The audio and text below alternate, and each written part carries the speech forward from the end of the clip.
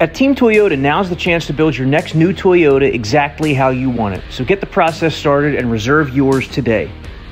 Or find a certified used Toyota or budget-friendly used car of any make. And if you're looking to keep your current vehicle safely on the road, they have a fast, friendly, and efficient service center. Need to fix that dent or make that bumper repair? Their collision center can restore your car back to like-new condition. Or take your current vehicle to the next level with custom accessories like new rims, tint, and more. Just visit teamtoyota.net for more info. It's 2021. People can acquire self-driving cars, eat burgers made out of plants, even fly to space in rocket ships if they have the money for it. So if you could do all this futuristic stuff today, the very least your phone could do is stream a show without having to lag over and over again. And for that, you should get AT&T 5G. AT&T 5G is fast, reliable, and secure. It makes it easy to download entertainment in a flash, stay connected across the city, and helps keep your device protected from even spam calls. Want to make sure your phone service keeps up with what you need from it? Get AT&T 5G. It's not complicated. 5G requires a compatible plan, may not be in your area. See AT&T.com/5G for you for details.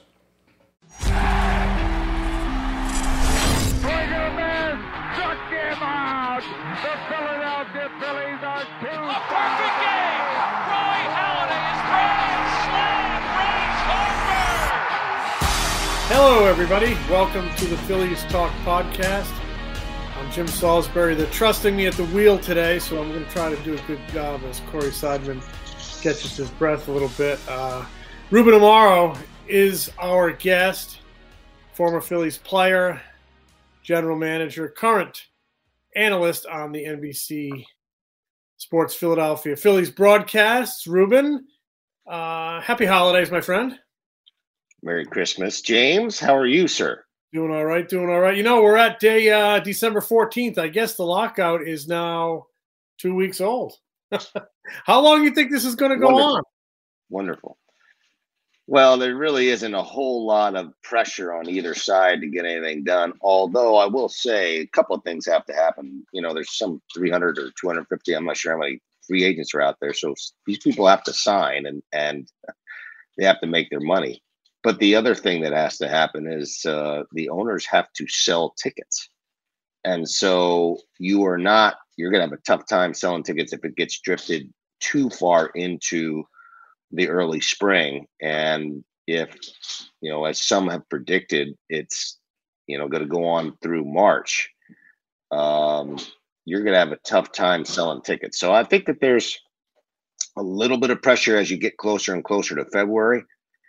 I was hoping that they would get something done in the mid-January, but it doesn't sound like there's a whole lot of action going on right now. So it may be further along into February. I don't think there's really any action going on right now, though I'm not naive enough to think that things don't happen under the surface. But I didn't think we were going to feel any urgency until this thing got through the holidays. You know, I'm still optimistic that they learned an awful lot of lessons. And this is just a personal viewpoint, but I believe they learned a lot of lessons in '94, even though a lot of these players, you know, don't remember that. I think, you know, owners, executives, people around the game remember how painful it was and the damage it did.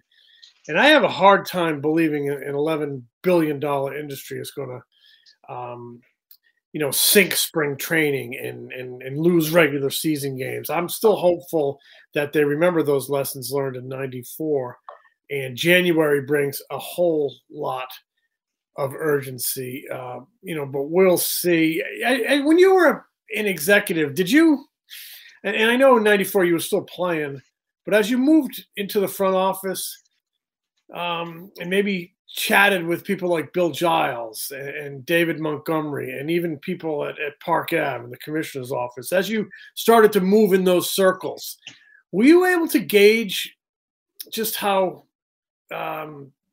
harmful and painful and injurious the strike of '94 that, you know, in the work stoppage and what became a lockout and you know, '95, how much that hurt the game? Yeah, well, I was not playing. That was the time when I was playing for the Cleveland Indians. And so I missed, there was a lot of excitement with the Indians at that time, 94, 95, when they had some great players. And that was really painful for me personally because we had such a good club. And in fact, for me, I started to play against some of the left-handed pitchers as a DH because they were having some issues with Candy Maldonado. I had hit a home run 2 back-to-back days against Toronto, and then the Indians had an opportunity to go to the playoffs for the first time in a long time in '94, and then obviously what was it, August 12th, things shut down. But and then we lost the World Series. But I know that was terribly injurious, especially to Philadelphia. I mean, it was literally a dead period from 94, 95 through probably, I want to say 2002 or so before. And then, I think things started to get a little bit more exciting as a franchise when we hired Larry Boa. Ed Wade had made a bunch of moves. We had some kids coming through the system. And then, 2003, we signed Jim Thome. We started creating that excitement again. But it was very difficult, particularly in Philadelphia, to get the fans back on board.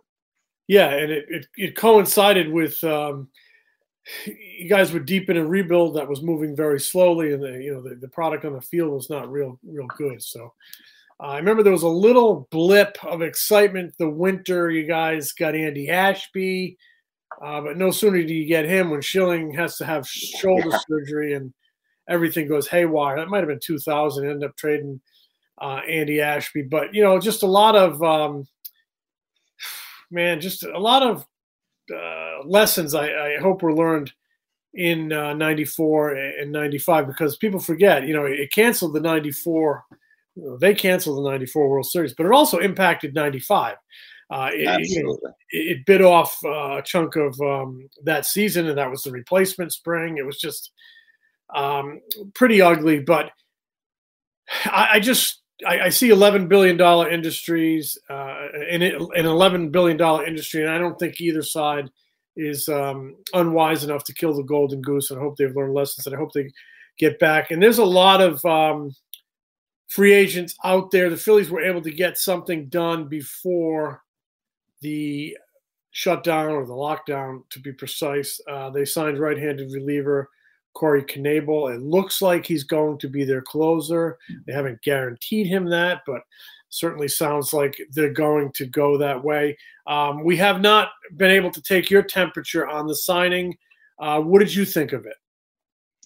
Well, I think it's a quality signing. Well, number one, you're taking a chance on a guy who's had some success doing it. He pitched very well at the end of last year. Looked like he's getting back after that Tommy John surgery. It takes some time to get there. It seems like he has the makeup. I don't know the man personally, but it looks like he has the makeup to be able to do that job. And as we know, it's a little different in Philadelphia than any other place, but it was a priority, obviously, to shore up that bullpen. It was one of the worst, again, in all of baseball, even though they did make some changes last year. That they have got a lot of other things they got to take care of right now, and they got to figure out what they're going to do at shortstop. Obviously, they have to hope that Alec Bohm really turns it on at third base and gets back to where his development should be. And then they, got center field and left field to deal with. So they've got a lot of priorities, some things to take care of, and you'd really love to be able to add some pieces there, because they have other than those needs, which are significant. They do have some quality pieces, particularly in their rotation, which I kind of like. Yeah, I think we all like the rotation. We liked it last year. Aaron Nola had a down season. I think he's young enough and good enough, certainly, to bounce back. I want to stay on Knebel a little bit, and I agree. When a guy has big stuff, I mean, Tommy John is not a death sentence. Tommy John surgery is not a death sentence or a career killer in this game. Guys come back. Really, in a lot of cases, stronger than they were the first time because they've spent so much time in rehab, and they just don't rehab their elbow. They rehab the entire package from the the nose to the toes. They get it all in rehab, and that can make you a stronger, better athlete once the elbow repair comes along, and sometimes that translates into improved stuff. So I think it's a very sound risk that could it could pay dividends. I mean, he looked good, really good in August and September. He had an injury last year. It was a lat that kept him out a while, but he's got some moxie to him. He has had history as a closer, a very successful closer, a couple of years with Milwaukee. I want you to put your general manager's hat on, and I want to hit you with this scenario. Dave Dombrowski admitted, I chatted with him the night of the signing. He admitted that he would have liked to done Knebel on a 2-year deal. And the pitcher said, I want a 1-year deal because I'm kind of, I want to get back out there next year and I want to really establish myself dominant closer again and go back out next year. What does that tell you about a guy's makeup? Well, obviously he believes in himself and he's going to ride it out with the opportunity. He believes he's going to be healthy and he believes he's going to perform so that he could try to, parlay that one season that he likely will be closing into something that's pretty significant or much more significant. And he's probably looking at the landscape as well. And I haven't looked so far ahead that after the 2022 season, what it looks like as far as closers are concerned. But hey, man, with the way the guys in the back end are getting paid right now, I mean, he was paid $10 million for 1 year, and he's coming off basically a surgery and rehab. If he pitches well at all, I mean, he's looking at a 3 to 4 year deal at his age, probably in the $12 to $15 million range if he really pitches well. And so he's betting on himself, and I like it. I don't mind that at all. And I like shorter deals because it incentivizes a player. Mm-hmm. It makes him pitches and play as well as he possibly can so he can parlay that. And it also means that the guy's got some confidence in his abilities and his health. So I think those are good signs. Totally agree. You use the expression I love. He bet on himself. I love that. This is about competition. This is about believing in yourself. And when you bet on yourself like that, you feel like something good's going to happen. You believe in your body. You believe you can get the job done. And ultimately, I think both parties can win from that. When they get back here, I do think they need more depth down there in the bullpen. Hector Neris, they tried to re-sign him. He got a nice deal with Houston. He moves on. But they still need arms down there in that bullpen. They need a center fielder, left fielder, left side of the infield, a little uncertain. But Dombrowski has been pretty open about this. A lot of needs. He has not made it a secret that he thinks that bullpen needs a major upgrade. So I don't expect him to stop with Knebel. I mean, they've made some. They got Nick Nelson in a small trade. They made some waiver claims, and I like those ideas that you throw guys in the hopper, and you never know what might present itself or who might present itself as a contributor. But once this thing opens, again, they need to work quick to get another arm down there. They really do, a difference-making arm. And they need to work quick in the outfield because opening in center field, opening in left field, I mean, flat out need. They don't have people there. They were pretty deep in conversations with Kyle Schwarber before the lockdown, and he decided to wait it out, bet on himself, I guess, see what's out there. And I'm sure the Phillies are going to be right back in it when it opens again. I kind of like that. I think they prioritize the left-handed bat in left field. They're willing to sacrifice a little defense for some pop. I kind of like the idea of Schwarber in Citizens Bank Park if they can get back in that thing. How about you? I do like Schwarber. I think particularly from the left-hand side, since Didi, you just can't count on Didi from the left side. You don't have a whole lot of thunder from the left side other than Bryce Harper, obviously, and he needs some support. And the guy, even though he's not your prototypical leadoff guy, he has done it and could do it. Yeah, that's probably not ideal. I would have loved to have Starling Marte be part of this equation, but obviously he went and signed fairly quickly. I would assume that the Phillies were probably in on him. I just don't know that they wanted to go to those levels because they had so many other things they had to shore up, particularly as you talked about in the back end of the bullpen. I do believe that they're going to get at least one or two more guys back there, because if you look at the way they're set up now without Neris, you don't have Archie Bradley. You don't have, some guys back there. Obviously, Neris gone. You're counting on a guy like Connor Brogdon to be a setup guy. And while he did have some success, and I do believe in the guy, I view him as a little bit like Ryan Madson. It took Ryan a little time to really settle in that eighth and seventh and eighth inning role where he was a kind of a lockdown guy. I like having veteran guys who can handle the rigors and the difficulties and the negativity of being in the back end of a bullpen. So you're going to see, Dave Dombrowski make a run at some more veteran guys. Then there's some out there.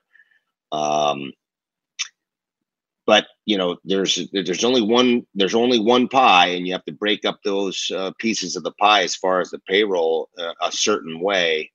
It's difficult to buy championships, but you can add pieces. There's just so many pieces that they have to get. And particularly that center field piece. And, there's really not that many guys out there who can play center field. Chris Bryant's a guy who's out there is very, very athletic. He's not going to be able to play center field for a long time, but can. And then really beyond that, I mean, you're looking at guys who are older. You're looking at a possible trade situation. Center field is an important part of your club. And you really love to have somebody who could lead off, and you love to give Joe Girardi somebody he can just, pen on in there in that one slot and just let him go. So it's Dave Dombrowski's got a lot of work to do. The one benefit, I think, though, of the lockout, to me, is that you may be able to get some pretty good players on the cheap, because people are going to have to sign. And not everybody's, there's only so many places at the table for all these guys and seats at the table. And you may end up picking off, 2 or 3 guys that you might have had to pay a lot more earlier in the process. You might get a little low-hanging fruit there that can be really helpful for you. I wonder if a Bryant could be a guy like that. I mean, his versatility, his production are attractive. Equally attractive, he is unencumbered by the qualifying offer. So the Phillies are going to be protective about their draft picks, would not have to give up one there. I don't know if his agent, Scott Boras, very aggressive agent, sets high price tags. I don't know if that would be it's going to be a high one. It's going to be a high one. There's no question about that. It's just, for him, is he going to be in the 7-year range, right? Is he going to be the 7 to 10-year range like some of these other guys that have commanded so far? I don't see the Phillies doing that. And I don't see that either. But if he's a guy that is either willing to really take a really short deal, or a deal where maybe it's a 4-year deal and he can opt out after 1 or 2, that is a possibility. You've seen Scott Boras do that sort of deal.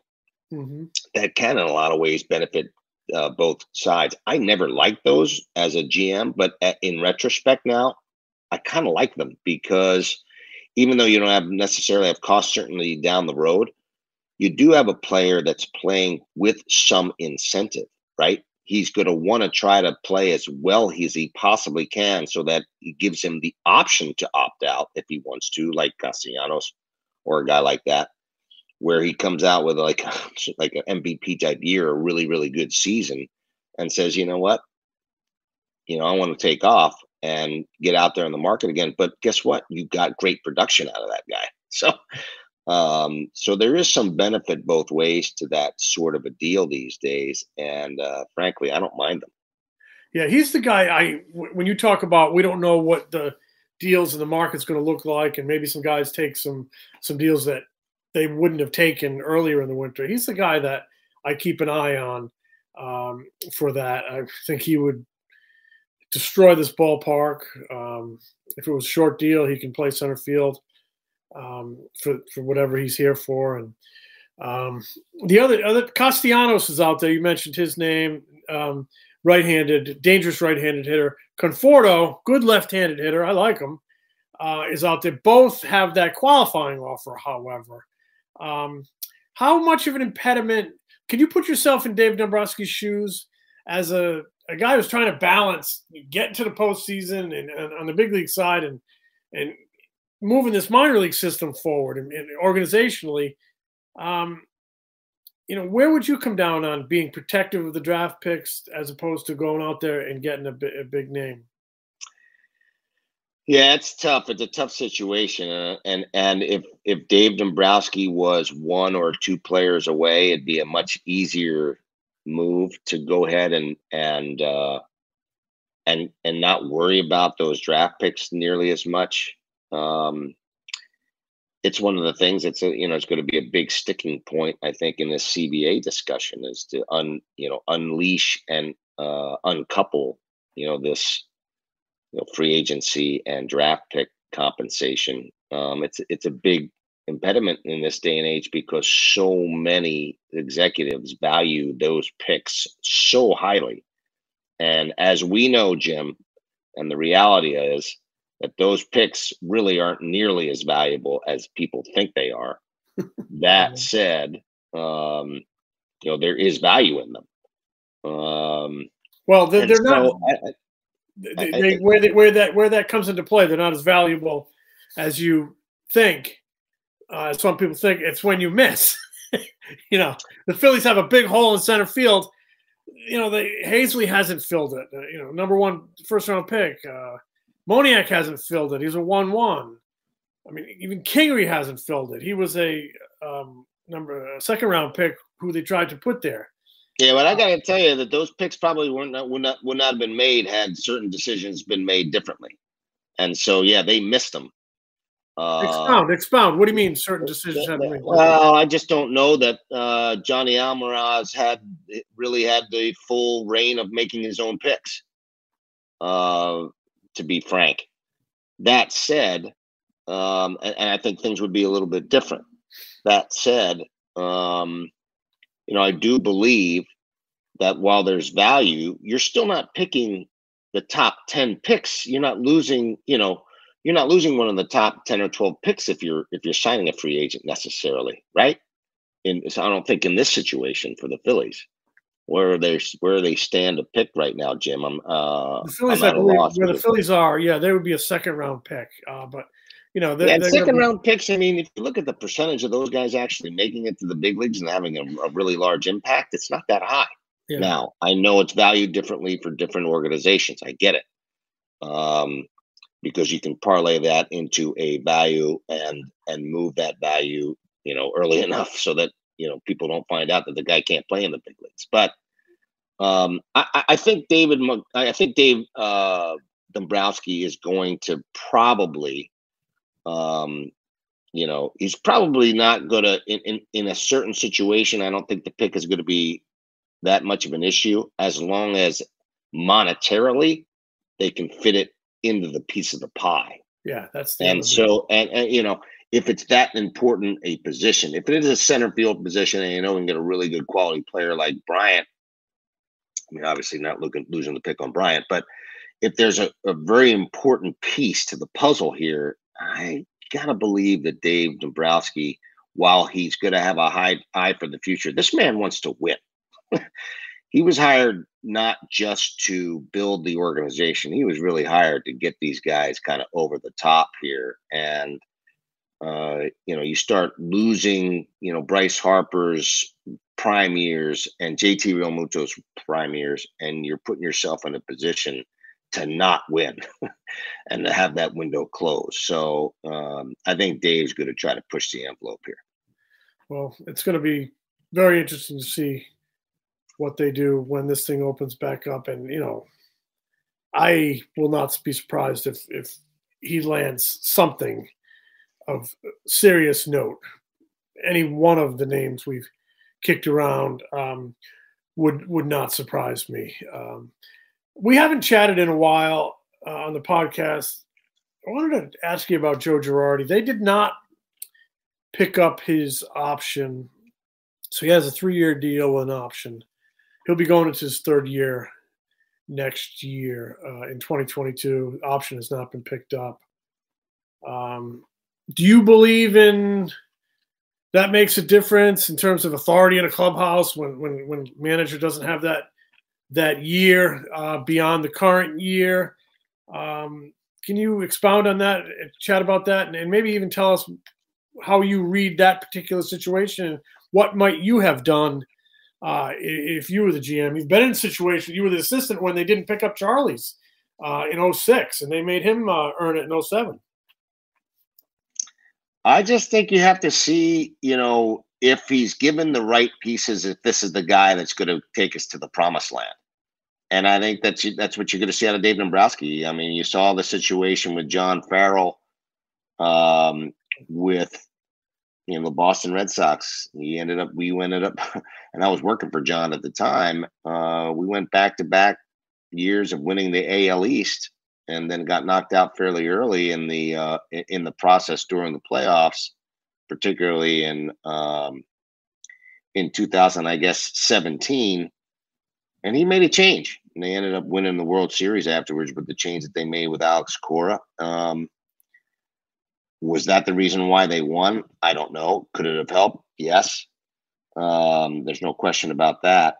I happen to believe in John Farrell, but listen, sometimes you got to make changes and difficult changes, and Dave Dombrowski's not afraid to do that. And if he doesn't believe that Joe Girardi can be that guy with this group, because it has to be a kind of a combination, right? The guy has to work with this group, and the group has to work with Joe Girardi and his staff to be able to get it done. You hope that it does. I think that it does have the pedigree to be able to do that. But it also gives the staff some incentive. Hey, we got to do our job well, and everybody's kind of under the gun and being evaluated. As far as not picking up the option is concerned, I got to believe that at some point that issue is going to be dealt with during the course of spring or the summertime, and a lot of it depends on performance. We are a performance-based industry, just like any other. And, I'm hopeful that things go well for Joe, because I think he knows how to manage championship teams. But that's going to be a call for Dave Dombrowski. Yeah. Well, I don't think there's anything wrong with, like you said, it's performance-based. These are all big boys. They're competitors. They can take the heat.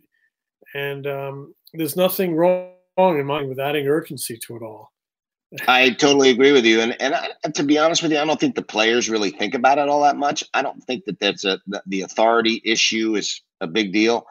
I mean, if you're a good leader, you'd lead the same way you would lead if you don't have a contract. We do. And I fully expect Joe Girardi to do his best, to put his best foot forward with he and his staff to get to the goal. And the goal needs to be be a playoff team, and to be a contending team. And I would say that, and I'll make this prediction: if they don't get there, I don't believe that his option will get picked up. Yeah, I would agree with you. I think the stakes are so high, and he's got to get there. And I think he'd be the first to tell you that. I think he'd be the first to tell you that a decade without the playoffs, if I don't get him there after 3 years, I'm probably going home. I think he's been around long enough, and we all kind of realize that. So obviously his seat is warm. I remember Charlie's seat was warm after 06. I was in the dugout that day in Miami when Pat Gillick was doing his sort of end of the season. The Phillies had just got knocked out of wild card contention, I believe. And the next day, Pat had just come on, and he was being asked, Charlie's going into his last year. What are you going to do? And he said, we're not going to do anything. He's our manager. And it was clear that he wasn't going to give him a contract extension. It was clear that he wanted to see more. And I think it was pretty clear that he considered making a change, but he didn't, because in later years, he told me the best move he ever made was keeping Charlie Manuel. Charlie, they win the division in 07, and Charlie gets the first of, I believe, 2 extensions. So there's nothing wrong with there's nothing wrong with having to earn it. And like I said, I think Joe Girardi would be he's a competitor. I think he'd be the Yeah, first. no, listen. Yeah, I okay. mean, yeah, I said the same thing when I was a GM. When it was time for me not to be competing at the highest level, I mean, my job was to try to bring championships to Philadelphia, and I think Joe's going to have the same sort of attitude, and he'll understand. It's not the first time. If it doesn't work out, that he will be, let go. It's It's not the first time a manager will be fired. It's not the first time he hasn't, had his contract picked up if things don't go well when the expectations are high. Now, Dave Dombrowski may think, hey, after this year, if he doesn't have the talent base that he believes that should have maybe not necessarily have been a playoff team, then he may change his mind. But I do believe that that Dave Dombrowski believes that Joe has the ability to do that. Otherwise, he would have made a change already. Yeah. Ruben, a couple of personal kind of things that I know resonate with you. We lost Jim Fregosi Jr. A few days ago. Yeah. Son of Jim Fregosi Sr., your manager, Phillies manager. I know Jim Jr. was a good friend of yours. He was on your scouting staff before moving over to Kansas City. He was a good friend of mine. Knew him for a long time. I thought he was a great baseball man. I don't know. It must have hit you hard. It hit all of us hard. Yeah, of course it did. I mean, when we lost Jim Fregosi, that was one thing, and that was very difficult. That was maybe 7 or 8 years ago. That was awfully difficult. I was very close with Jim. I owed a lot to him on a number of different levels. He was close with my father, so there are a lot of connections there. But Jim Jr. was a phenomenal baseball man, like his dad. He was an excellent scout and phenomenal evaluator as far as young talent is concerned. And I think he had a great passion about the game. He loved evaluating talent. He loved traveling. You could ask Sal Agustinelli, one of his best friends, how much he loved to travel and to work and to find players and to beat the other guy, beat that other scout and getting that player, making those valuations. He took a lot of pride in that, just as Jim Sr. did with his evaluations, et cetera. But it's a terrible loss. It's unfortunate.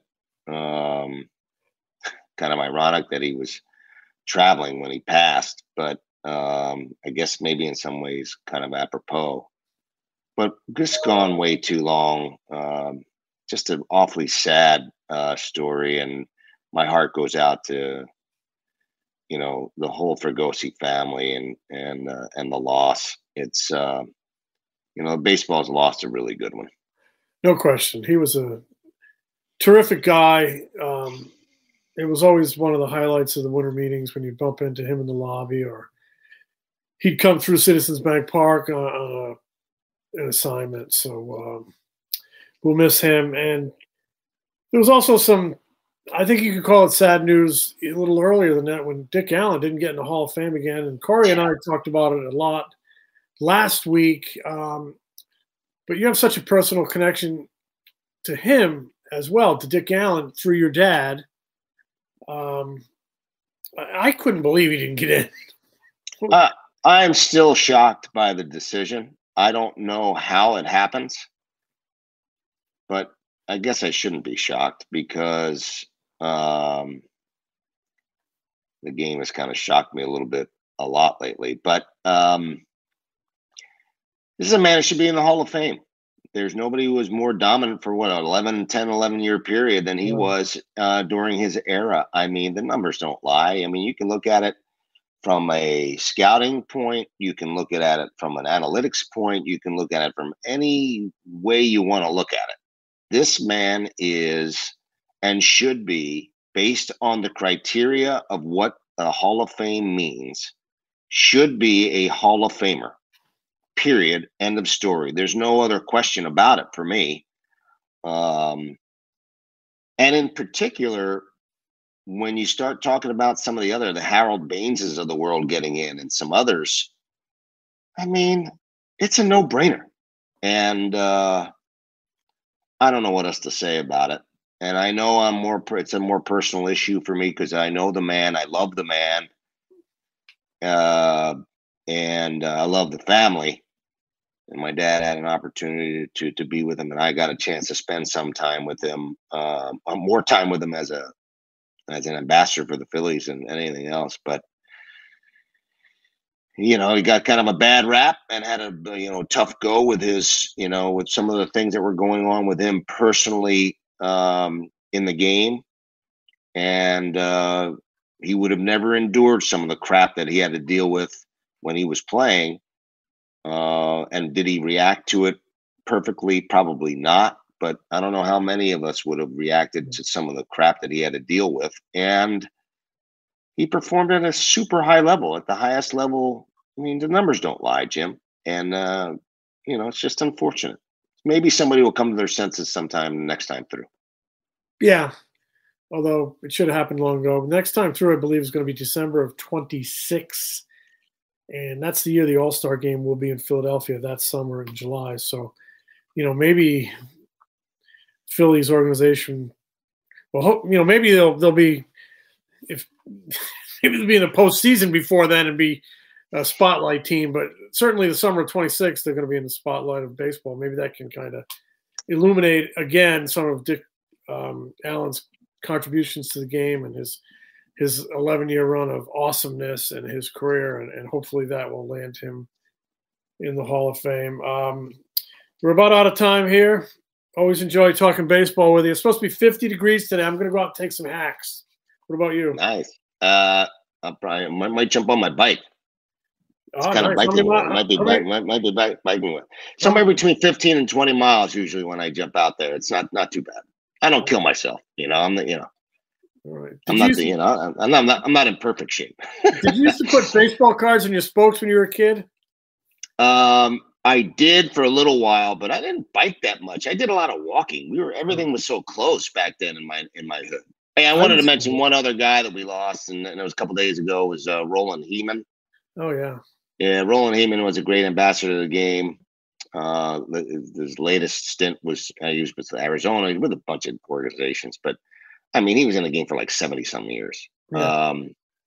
And we just lost him. And he was a mentor to so many people in baseball. Not that many people would know him if you weren't necessarily in the American, or if you were in the American League, because most of his work was done with the White Sox and such, but such a huge impact on the game and mentor to so many.